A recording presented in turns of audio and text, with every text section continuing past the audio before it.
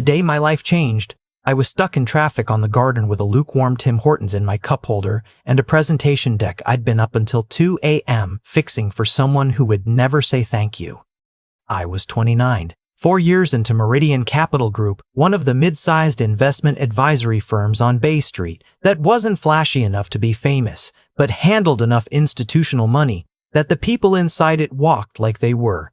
I was a financial analyst, which sounds more impressive than it was. In practice, I was the person the senior associates called when something needed to be rebuilt fast and quietly, not fixed in a visible way, fixed in a way where nobody had to admit it had been broken. My name was on exactly 0 of the things I saved. I got to the underground parkade that morning 20 minutes late because of an accident near the Spadina ramp. I grabbed my bag, locked my car, and jogged toward the elevator bay with my laptop bag cutting into my shoulder and a folder of printed risk summaries under my arm. The elevator doors were closing when I shoved my hand through. Rachel Voss stepped back to make room. I recognized her the way you recognize someone when your body figures it out before your brain does. She was the managing partner of the firm's West Coast institutional division, flown in from Vancouver for the quarterly stakeholder meeting that the whole floor had been quietly reorganizing itself around for the past week. I'd seen her in one all-hands, once, from 20 feet back, next to the CFO. She had the kind of presence that made experienced people straighten up when she spoke, not because they were afraid of her exactly, more like they didn't want to look unprepared in front of her. She gave me a brief glance when I stepped in, the kind that registers and moves on. I pressed 22, she was already on 28. The elevator went up 4 floors and stopped. Not slowed, not bumped between levels, stopped completely. The floor display froze between 8 and 9. The car gave one hard shudder like something had been yanked beneath us, and then everything went still. Neither of us said anything for about 3 seconds. Then Rachel pressed the door open button twice, deliberate, controlled. Nothing happened. She hit the alarm. It rang somewhere distant and muffled, the way building alarms always do, like they're performing effort without intending to fix anything. I set my coffee on the floor, found the emergency call panel, and pressed static first. Then a voice from building maintenance telling us there was a power issue affecting 2 elevator banks and that crews were already being dispatched. "That's not a timeline," Rachel said. The line clicked off. She exhaled once through her nose and looked at the ceiling for a moment. Not dramatic. The jaw-tight, go-still kind of stillness that tells you somebody is managing something they don't want to show. I'd seen it before in people who hated small spaces. My older brother had the same thing. You learn to recognize it. I kept my voice even. The car isn't moving, which means it's caught between floors on a control failure, not a mechanical drop. Air circulation is still running. We're not in any danger, just inconvenient. She looked at me then, actually at me, not through me. "You sound confident about that." "I'm trying to be useful." Something moved at the corner of her mouth. Almost. Then it was gone. It was 15 minutes before anyone from building management actually responded with anything concrete. 20 before someone from security confirmed they'd contacted the elevator maintenance contractor. Rachel stood with her phone in one hand, pacing the half-step the car allowed, tightening her grip when the silence stretched. I gave her something practical to focus on, had her sit against the back wall for a minute, started asking about the meeting she was heading to, not personally, just enough to give her something forward-facing instead of the 4 walls of the car. The stakeholder review was a big one. Pension fund clients out of Calgary and institutional partners from Toronto. She'd prepared the deck herself, which not everyone at her level did, and she knew every number in it without looking at notes. Not estimates, not ranges. The exact figures, the assumptions underneath them, the quarters where she'd push back if someone tried to reframe the data. At some point she went quiet and pressed 2 fingers flat against the wall. "I don't do well in enclosed spaces," she said. Not an apology, just a fact she'd decided to say out loud. "I know." Her eyes came to me. "How?" "The way you went still when the car stopped. My brother does the same thing." I paused. He got trapped in a parking garage stairwell during a power outage when he was 14. Took them 40 minutes to get to him. He was fine. But that kind of thing doesn't leave you. She didn't say anything for a moment. Can you ever get over it? Mostly. He just doesn't take the stairs and parkades anymore. That made her breathe differently, slower, less controlled in a way that actually looked more comfortable. So what do I do right now? I held her gaze. Nothing complicated. Just stay here with me and let them get us out. It took 47 minutes total, long enough for the initial tension to settle into something quieter. She asked where I worked. I told her. She looked at me like she was filing that information somewhere specific. When the doors were finally pried open at a foot below floor 9, 2 building techs and a security guard were standing there looking more relieved than we were. I climbed out first and turned around and offered her my hand. She looked at it for one beat, then took it. Her grip was firm and quick, and she let go the moment she was level. By 11 a.m., I figured that was the end of it. Good story for no one. Back to the spreadsheets. Then the Calgary numbers came apart. I was at my desk reformatting a backup brief for one of the senior associates when the message came through on the shared channel. The wrong version of the institutional returns model had been linked into the stakeholder deck. 2 slides.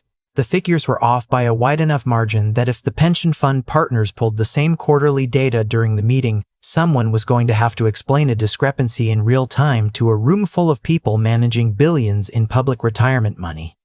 People started doing what people always do in corporate panic, talking louder, messaging faster, finding someone else to look at.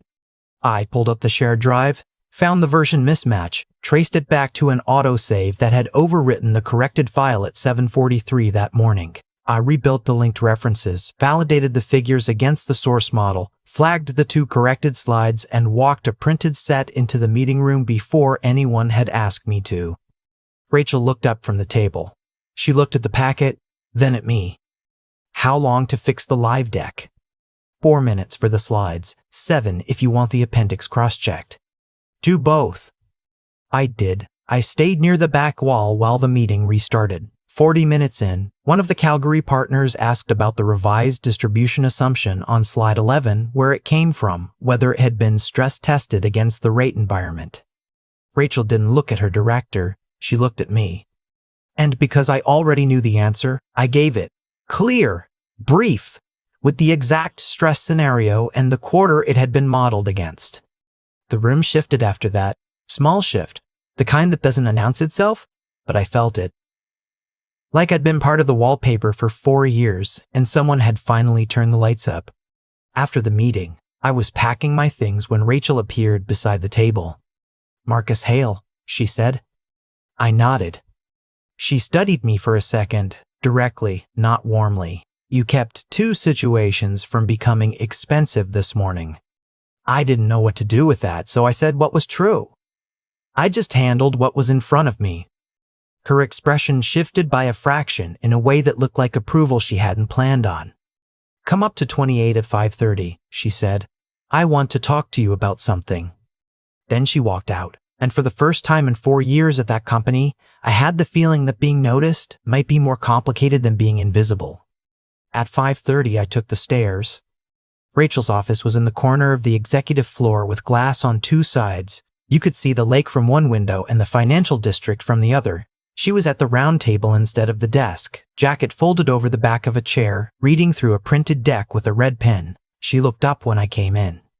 "You actually came up the stairs," she said. "Seeing safer." That got me a real look. "Sit down." What she had was a strategy document for a mid-market infrastructure fund she was presenting to the firm's investment committee the following week. The analysis was solid, but the structure was wrong. Too much framing up front, key figures buried, the narrative thread between risk and opportunity muddied in the middle section. She didn't explain any of that like I needed the context. She slid the deck across the table and asked, "What would you cut first?"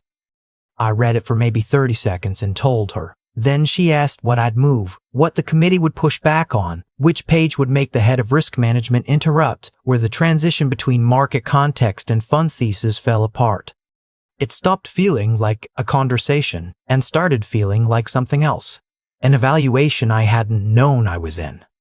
By 7, I was still there, laptop open, rebuilding the structure while she walked the room and gave edits in short, precise lines. No wasted words, no performance. When I got something right, she moved on immediately, like that was the floor she expected, not the ceiling. Around 8, someone from catering left a bag by the door. Rachel glanced at it, glanced at me. Eat something. I'm fine. Marcus, the way she said it wasn't a suggestion. So we ate at the end of the table while the city went dark outside the glass. Somewhere in the middle of it, the formality thinned. She asked where I was from. I told her. Sudbury, originally, Laurentian for undergrad, then Schulich for my MBA on a partial bursary. First person in my family to work somewhere with a dress code. She listened in the way people do when they're actually computing what you're saying. And yet you don't seem particularly impressed by titles, she said, opening her water. I'm impressed by people who are good at what they do. She paused with the bottle halfway to her mouth. Careful, that almost sounds like confidence. Maybe the elevator loosened something. She laughed, once, short, real, gone before she could decide whether to let it stay. But I heard it. After that night, she started using me differently. At first, there were clean explanations. She needed a second set of eyes on a brief before a client call. She wanted a quarterly summary cut down before a morning session with the investment committee. She needed someone to stay late and redo a market analysis after 2 senior managers had spent the afternoon protecting their own positions instead of doing their jobs. The unusual part wasn't that she kept choosing me. It was how direct she was about it. No going through a team lead, no intermediary. Emails, then texts, then short calls from wherever she was that started with, "Open your laptop, I'm sending something now." My days started reorganizing around her pace, my evenings too. And once that happened, the floor noticed before I was ready for them to.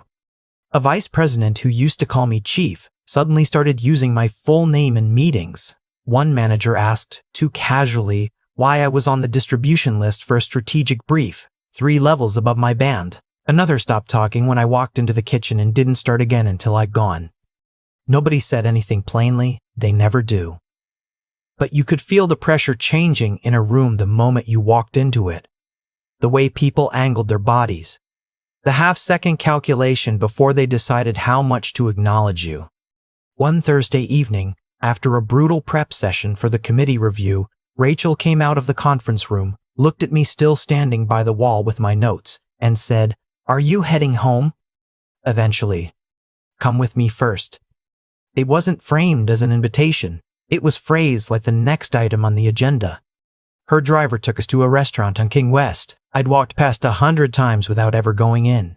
Low light. Quiet. The kind of place that had no menu board outside and didn't need one. Staff who greeted her without making it a moment. "Is this still work?" I asked when we sat down. It started that way.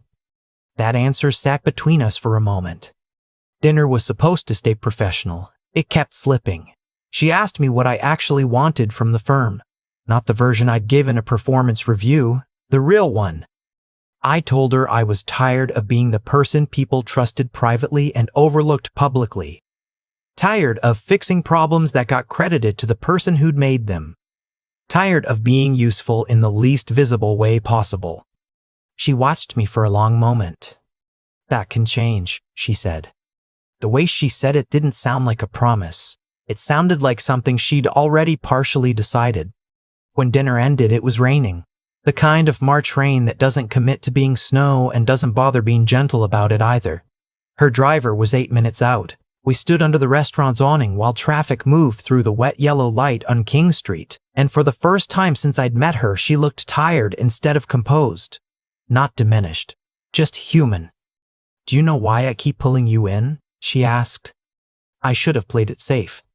"Because I make things easier," I said. "That's part of it." She turned toward me then, close enough that I caught the clean scent of her coat and the cold coming off her hair. "The other part is that you don't perform, you just work. That's rare here." My throat went dry. "Is that a compliment?" "It depends what you do with it." The car still wasn't there. Neither of us moved back. When she reached up and straightened my tie, 2 fingers near the knot, barely a gesture, I forgot a significant portion of what I'd believed about self-preservation. Her hand stayed there 1 beat too long. My hand found her wrist before I'd made any kind of decision about it. She looked at me, steady as always, but something in her face had opened. "Marcus," she said quietly. That should have been a warning. It didn't feel like one. I kissed her under the awning, with rain coming down a foot away and the city moving around us like it was happening somewhere else entirely. She kissed me back immediately. No hesitation, no calculation, with the same directness she brought to everything. Like this had been sitting just beneath the surface on both sides for longer than either of us had been willing to name. When the car came, we got in without saying much. She gave her address in Rosedale. I understood what that meant. On Monday, I was reassigned to a senior support role for the institutional advisory group. That was the official language. In practice, it meant I stopped spending half my week on work. Nobody tracked and started sitting in rooms where people 2 pay bands above me had to hear my read on something before it went forward. Rachel didn't announce it with any particular framing. She just started including me in front of the right people, and once she did, nobody wanted to be the first one to challenge her to her face. The moment it actually landed for me was a strategy session with institutional and infrastructure leads. A director named Patrick cut across me mid-recommendation and said, "I think we have sufficient senior input on this one." I was about to step back when Rachel set her pen down. "No," she said, "we don't. Let him finish." The kind of quiet that followed wasn't loud. It was office quiet. The kind where everyone keeps their expression neutral because they know the actual conversation just changed shape. Patrick leaned back like he hadn't meant anything by it. I finished the point. Rachel backed it. 10 minutes later, the room was working off my structure. That was new, so was the travel. 3 weeks later, she brought me to a 2-day client engagement in Calgary, the institutional partners I'd corrected the figures for. Officially, I was there for prep and follow-through. In reality, I was wherever she needed me. In the lobby before the dinner, in the side room before the morning session, trimming the language, tightening the order, catching the detail nobody senior had noticed because they were too busy curating their own impressions. Rachel liked having me close. I could tell, not just after hours, in motion. In work. In those sealed minutes between one high-stakes thing and the next where she could put down the public version of herself for a moment and just say what she actually thought. One evening after the sessions, there was a box at the hotel desk for me. No card. A charcoal gray suit inside, well cut, with a weight to the fabric that felt different from anything I owned. I stared at it long enough to feel something I couldn't fully name, then texted her. "This is a problem." Her reply came back in under a minute. "Wear it tomorrow." No explanation, no qualifier. Just the decision, with my measurements already built into it. I wore it.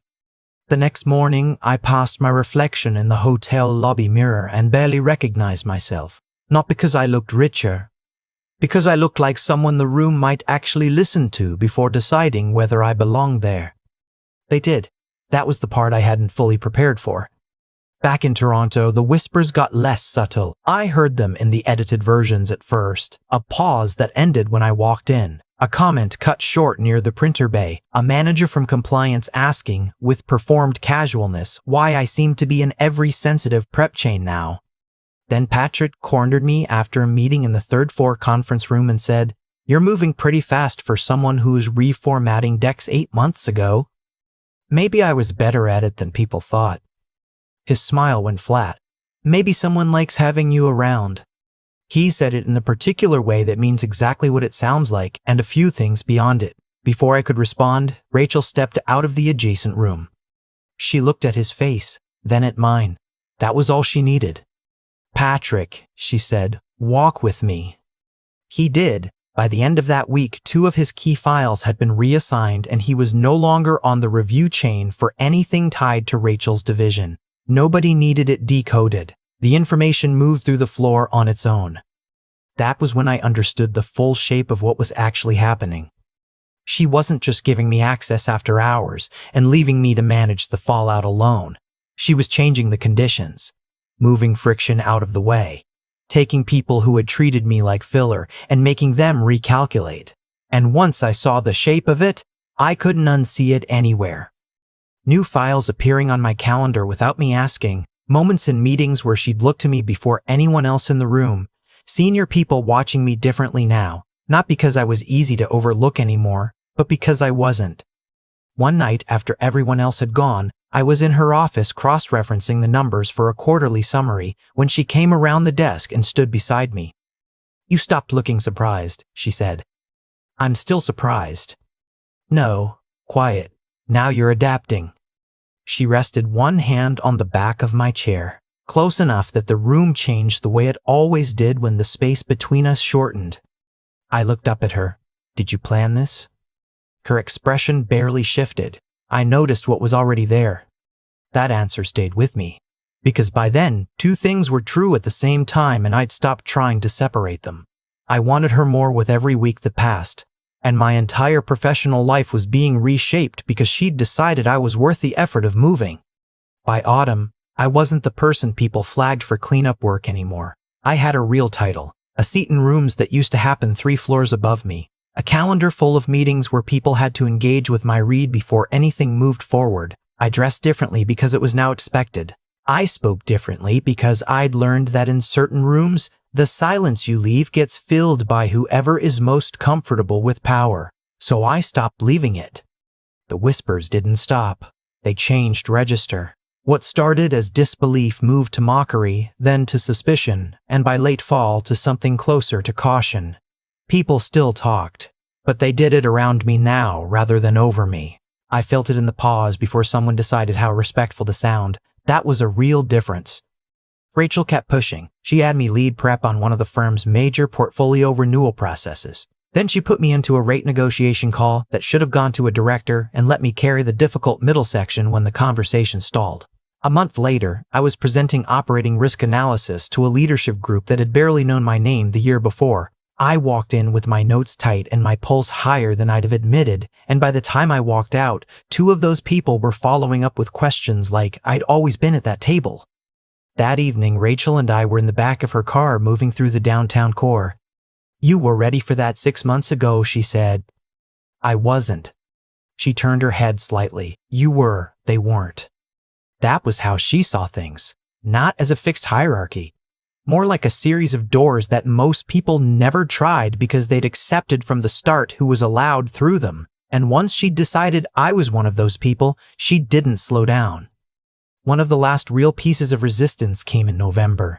A senior manager from the private markets group tried to cut me out of a deal review by circulating the prep materials without my name on the thread. Subtle move. Petty in the particular way ambitious people get petty when they feel their territory being adjusted. I found out because Rachel forwarded the file to me with one line. "Come anyway." So I did. I walked in 8 minutes after the session had started, took the open chair near the end of the table, set down my folder like I'd been expected. The manager's face went tight for a moment. Halfway through the review, he tried to dismiss one of my reads on a fund structure without having reviewed the supporting document. Rachel asked him if he'd gone through the appendix. He admitted he hadn't. "Then maybe let's wait until you have," she said. Nobody said much after that. 3 weeks later, he'd been moved to a less visible portfolio and wasn't on any of Rachel's active files. I would like to say that by then I felt uncomplicated about all of it, that my rise felt clean and fully self-made and simple to explain to anyone who asked. It wasn't. I knew I was capable, better than the role I'd been stuck in for 4 years. Better than the way people had treated me when I was still invisible. But I also knew what Rachel had done. The lanes she'd cleared.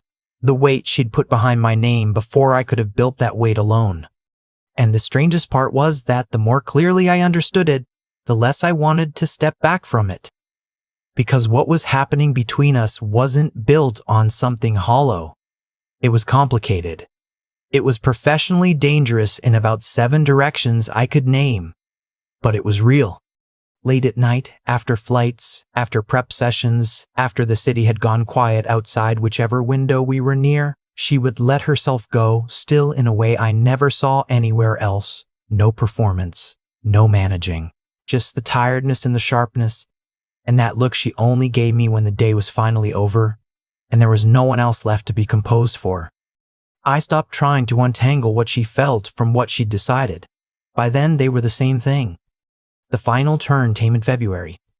A major infrastructure deal the firm had been positioning toward for nearly a year was moving to close. Not signed, but close enough that the final meeting mattered in the way that changes who gets taken seriously for the next 3 years. Real money, real visibility, the kind of transaction that gets referenced in introductions. Rachel was supposed to lead the client session in person. A governance issue at the board level pulled her to a 2-day meeting in Ottawa the day before travel. She called me into her office at 7 in the evening. No assistant, no one else. Just her, the desk lamp, a set of flagged documents on the table, and the harbor sitting dark and still through the glass. "You're going instead of me," she said. I honestly thought I'd misheard.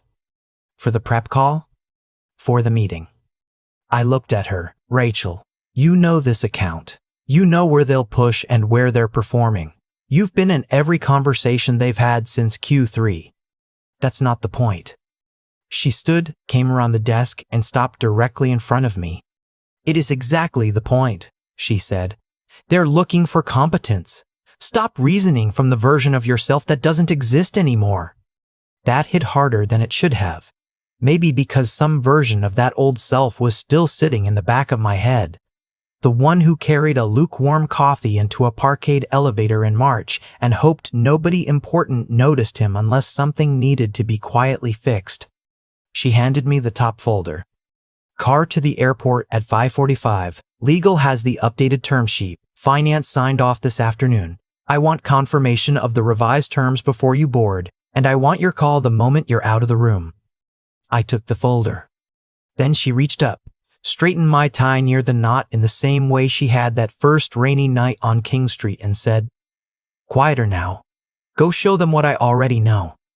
The next morning, I was in the back of a black car on the way to Pearson with 2 phones, 1 garment bag, a set of annotated binders, and the city moving past in the pale gray of a February dawn. Executive travel on the boarding pass. My inbox full of people who needed a quick answer from me before I got on the plane. I looked out the window and thought about March. About a parkade elevator frozen between floors 8 and 9. About a woman pressing her fingers to the wall and admitting she didn't do well in small spaces. But the version of me who'd been 4 years at that firm and still had to remind himself to stand up straight when important people walked past. That person had handled what was in front of him. He'd stayed and been useful and tried not to reach for more than the moment asked for. And somehow, quietly, that had been enough to be seen. I think about that elevator a lot more than I expected to.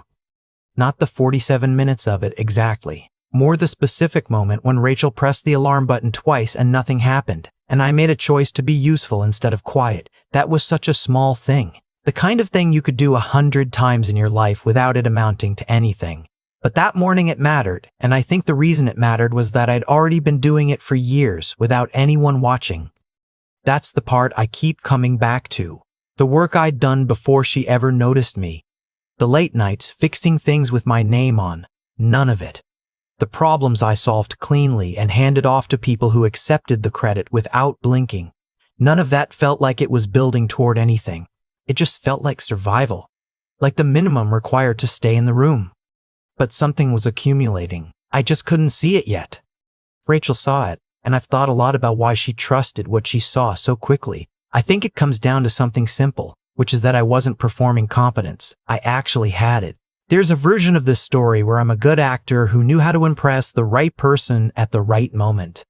But that version falls apart the second you're actually in a high-stakes room with institutional partners and real money and people looking for any thread they can pull. You can't fake your way through that. Not twice, not 6 months in a row. What Rachel accelerated, she didn't manufacture.